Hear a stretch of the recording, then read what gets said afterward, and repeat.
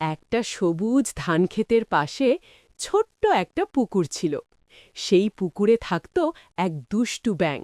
তার নাম ছিল টুনটুন। টুনটুনের সবচেয়ে প্রিয় জিনিস ছিল তার লম্বা নরম উপসুর।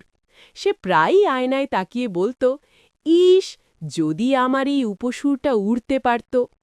একদিন হঠাৎ পুকুরের পানিতে জাদুর মতো ঝিলিক দেখা গেল, আর টুনটুনের উপসুরটা রঙিন ঘুড়ির মতো হালকা হয়ে গেল।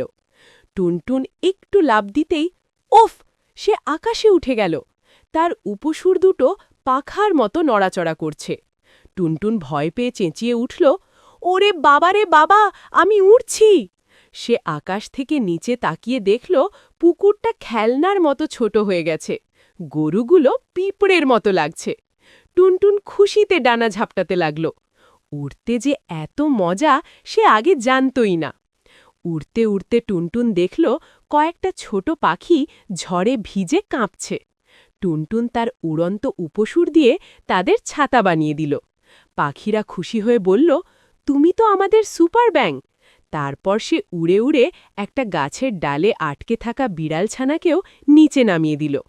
কিন্তু হঠাৎ টুনটুন বুঝল, এত উড়তে উড়তে সে ক্লান্ত হয়ে গেছে। তার উপসুর ধীরে ধীরে আবার ভারী হয়ে এলো। টুনটুন আস্তে আস্তে পুকুরে নেমে পড়ল। ছপাস! সে হেসে বলল, আজ বুঝলাম সবার আলাদা শক্তি থাকে। আমার শক্তি ওড়া নয়, কিন্তু সাহায্য করা। সেদিন থেকে টুনটুন আর কখনো আফসোস করেনি। সে পুকুরেই খুশি থাকত, আর সবাই তাকে ডাকত উড়ুক্কু ব্যাঙ টুনটুন।